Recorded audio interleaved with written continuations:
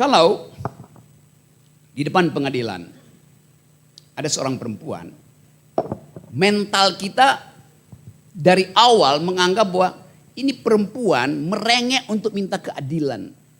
Karena dia akan bilang saya perempuan. Kata perempuan identik dengan lemah itu. Right?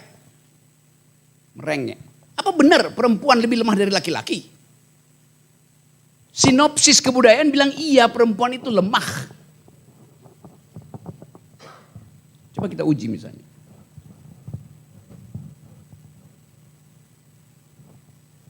Kamu tadi, namanya Faris. Pernah menstruasi enggak?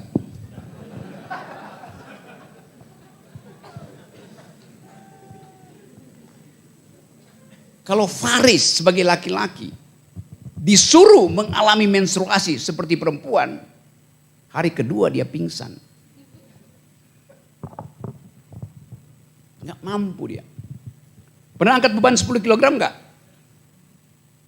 Pernah angkat beban 10 kg? Pernah. Perempuan juga bisa angkat 10 kg.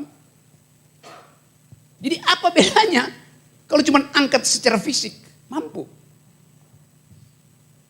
Kalau Anda disuruh melahirkan, bukaan keempat Anda tewas.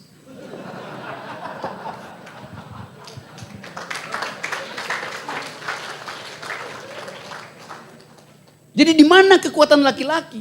Di dalam klaim. Arogansinya karena dia klaim dia kuat. Kenapa? Karena dia bisa gamparin istrinya. Dan istrinya bisa melawan, tapi istrinya juga udah disublimasikan oleh culture bahwa perempuan harus tunduk. Tadi saya bicara dengan teman dari Pontianak. Jumlah perceraian di apa namanya kota itu tadi? Ketapang itu 1000 di atas 1000. Kasusnya KDRT. Yang menuntut perceraian karena KDRT pasti perempuan. Ada beberapa karena laki-laki. Tapi karena perempuan. Sekarang kita lihat kebudayaan kita. Rumah tangga itu disebut sebagai istana perempuan. Tapi KDRT justru berlaku di situ. Bahkan sebagai silent crime. Kejahatan yang terselubung. Yang baru bisa kita terobos setelah ada undang-undang KDRT. Dulu nggak bisa karena dianggap wilayah privat itu adalah tempat paling aman bagi perempuan. Begitu data dibuka, rumah yang disebut sebagai istana perempuan ternyata adalah ladang pembantaian laki-laki. Killing field. Jadi Anda bayangkan, peradaban menyembunyikan kekerasan itu, crime itu disebut silent crime atas nama harmoni.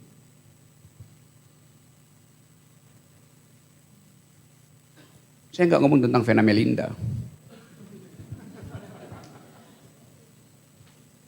Tapi begitu sinopsisnya tuh. Karena cara pandang bahwa perempuan itu adalah rendah. Dan itu terhubung dengan peradaban patriarki yang mensponsori hukum sejak zaman Aristotle. Aristotle bilang begini. Perempuan itu adalah anak-anak yang bertubuh besar. Otaknya nggak tumbuh. Penghinaan. Padahal kita tahu Aristoteles adalah bapak ilmu pengetahuan. Tapi kenapa dia mesti ucapkan bahwa perempuan itu adalah anak-anak yang bertubuh besar? Karena feodalisme junto patriarki ketika itu menganggap bahwa yang bisa berpikir rasional hanyalah laki-laki itu. Dan itu tumbuh terus berabad-abad. Kita berutang peradaban pada perempuan. 25 abad kita berutang pada perempuan. Baru kemarin 10 tahun lalu ada undang-undang KDRT. Lalu perempuan minta affirmative action. Supaya mampu untuk duduk setara menyusun regulasi. Tapi banyak laki-laki yang protes. Fight dari sama-sama dong garis startnya. Masa perempuan dapat affirmative action 30% di parlemen? Gak fair. Itu perempuan baru nuntut 30% utang peradaban. Kalau dia tuntut 100% dengan bunga, laki-laki mesti dihilangkan dari parlemen. 25 abad perempuan disingkirkan. Itu yang menumbuhkan ide baru tentang feminist legal theory, feminist jurisprudence. Jadi kita tadi bagus betul Pak Arief, kita gali sebetulnya problemnya apa itu. Dan memang istilah person in law, subjek hukum dulu memang dimaksudkan laki-laki. Perempuan itu bukan subjek hukum. Bahkan sampai tahun 30 Amerika menganggap perempuan gak punya hak pilih. Jadi dari awal perempuan tidak dilibatkan di dalam pembuatan keputusan. Padahal kesejahteraan adalah fungsi dari tangan perempuan. Kecerdasan adalah fungsi dari pendidikan sejak dari rahim perempuan. Kecerdasan itu tidak turun dari, nggak ada laki-laki yang punya gen kecerdasan. Kecerdasan itu ada pada gen perempuan. Karena menurut, sebut aja hukum evolusi, perempuan melahirkan generasi untuk bertahan. Karena itu diberi kecerdasan. Jadi kalau laki-lakinya pinter, bukan karena bapakmu, tapi karena ibumu. Kalau bapakmu pinter, karena nenekmu. Begitu peradaban membekali perempuan dengan kemampuan evolusi survive. Karena itu saya terangkan tadi bahwa hanya perempuan yang bisa melahirkan dan itu artinya penderitaan. Tapi bukan sekedar penderitaan fisik. Yang sama-sama kita bisa tahan itu. Kalau saya disuntik vaksin, digebuk selama saya bisa tahan tuh. Kedinginan saya bisa tahan, kepanasan saya bisa tahan. Karena itu adalah soal fisiologi aja. Tapi bagi perempuan ada jenis penderitaan yang gak bisa dibayangkan laki-laki. Namanya misery. Derita itu adalah kondisi batin. Laki-laki cuma bisa mengetahui dia sakit sebagai pain, bukan misery. Beda antara pain dan misery. Sekarang kalau kita bicara keadilan, hakim memutuskan. Ada cekcok antara suami istri mesti diputuskan. Dalil laki-laki, dalil perempuan, dua-duanya promote tentang saya menderita, saya menderita. Hakim yang cerdas, dia akan bilang jenis penderitaanmu laki-laki karena Anda ketahuan selingkuh.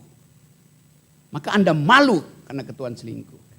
Bagi si perempuan, jenis penderitaannya adalah dia diselingkuhi. Dia gak perlu diketahuan. Tapi dia tahu bahwa ada akibatnya. Yaitu secara ekonomi gaji si laki-laki itu terbang pada selingkuhannya. Dia gak bisa ucapkan itu. Kenapa? Apakah dia dirugikan oleh gaji laki-laki? Bukan.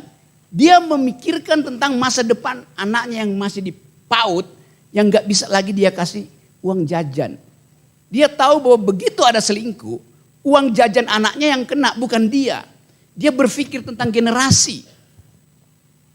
Hakim mau putuskan apa dengan cara itu?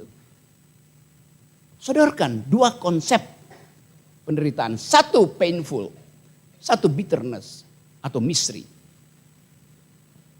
Memang itu membutuhkan dalil yang bisa kita olah dengan pikiran. Kalau kita tahu asal usul dari problem hukum kita.